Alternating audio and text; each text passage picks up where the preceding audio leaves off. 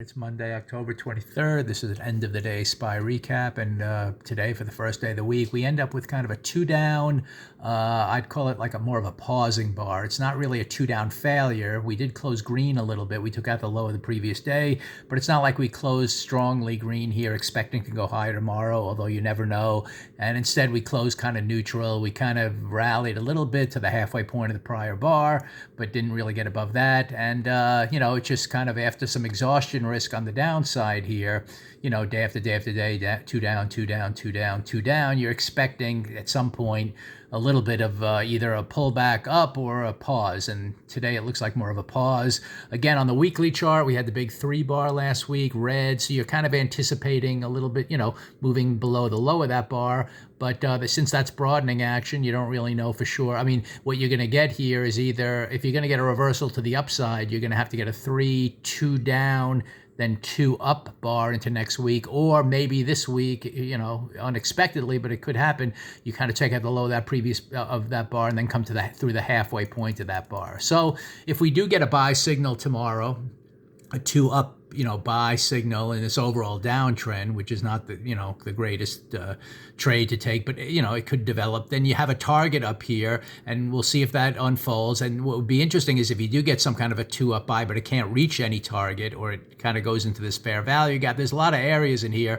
The next 2 down signal will be very strong, because that will be back with time frame continuity to the downside, and you already try to move up and couldn't reach a target, or reached an area where you expected a reversal, and then when it heads down, those are the exciting trades. For now, you're kind of a little bit in conflict in the sense that your exhaustion risk, trends down, and you might get some pausing in here, and yet you're still biased to the downside overall. But even when biased to the downside overall, you can see what happened today on the 15-minute chart.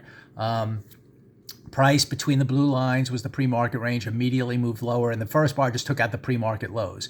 And then you didn't get that, according to the method I used, that next follow through to buy puts or to sell. Immediately it comes up, and if anything, it was kind of a buy signal here on bar number 2, taking out the first bar high.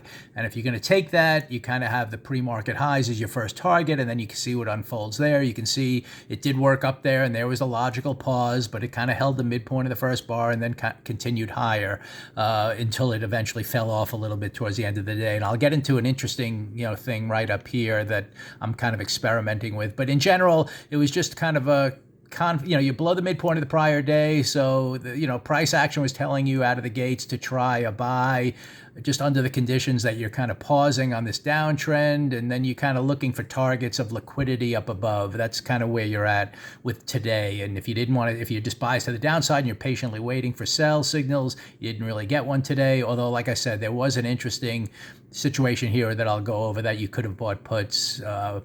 Not based on really my method per se, but something that I am monitoring for. But other than that, you were just kind of buying the thing. And what I did actually early, I'll just show you, I bought NVIDIA stock early. I shot a video under the, it took out the low of the previous day and had a strong second bar move up. And to me, that was going to at least reach this liquidity up here.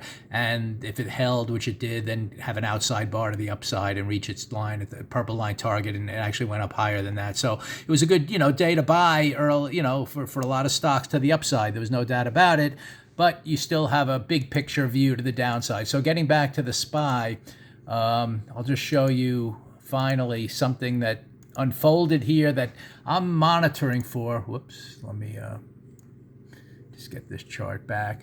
Yeah, this is something that I kind of have been back testing, if you want to look at it that way, on charts, and I see it over and over again, and I'm kind of keeping an eye on it when it develops. But basically, if you can look here on the 15-minute chart on the SPY today, it went up all morning long for a good morning trade if you wanted to take it. Then it had this move right here. This is, watch the spike up, spike down. And what I do is I look kind of on the 1-minute chart, which I kind of I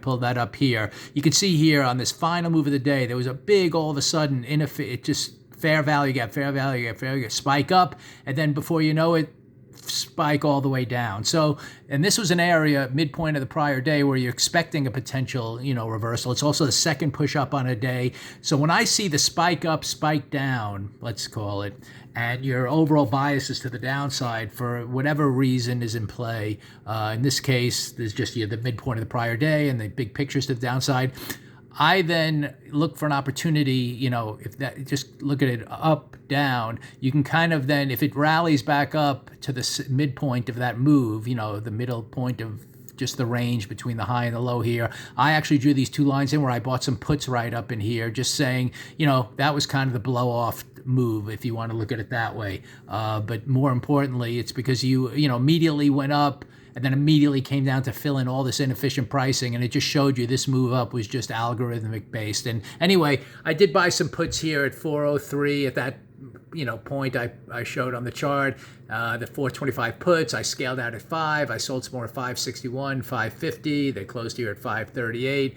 So it was just a little trade, and you could see here after kind of, if I zoom it out a little more, once I sold it up in this range up in here, the market for the rest of the day kind of came down, and there was a liquidity area to take out down here as kind of a target. So, again, it was this up, immediate down, and then selling kind of at the midpoint of that whole, area on the next subsequent rally. And then it kind of worked its way back, in line with the bigger picture direction to the downside. So keep an eye on stuff like that. I mean, I can go back on the chart, on the 15-minute chart. Sometimes you're looking for taking out liquidity with a big push up, and then it comes right down, and that sets up kind of a good midpoint area to sell. Or it could be the same thing for a buy, where you get a big push up, and then it goes down first, and then it comes all the way back up through the range, and then you can kind of buy that first pullback if it happens at a key point in time. So, today I just sensed that this move up here to the midpoint of the prior day was it was definitely an area to pause, if nothing else, where you could get a little deeper pullback. There was some liquidity down here, so I just bought some puts. But forget that. For today, the only real trade in terms of what I normally do would be a buy up in here, and an opportunity for a morning trade to the upside with no real secondary move, to take out the highs of the day. And again, you're only looking for that in good uptrends anyway, where you generally expect another push to test the high of the day. So we will see what develops for the rest of the week. There's a bias to the downside. I'd ideally like to see a failure up before heading down, but maybe this was the failure, just on Monday. And for the rest of the week, we really start towards the purple line and some of these lower. There's a lot of targets down here to start, heading towards when the market heads down. But you can see here after that, just a daily chart coming down, up, down. There is a potential for a little pausing up in here before it makes its next move down. So we'll just have to see what unfolds for the rest of the week. And the expectation is still, until that weekly chart reverses up in some way, we have a lot of targets below. So we will see what unfolds for Tuesday. And like I said, for the rest of the week, there's some economic numbers too this week. I think, that the inflation number and everything. So that could throw a little bit of a wrench into the, what really happens day to day. But keep that in mind too. Look at those economic numbers during the week.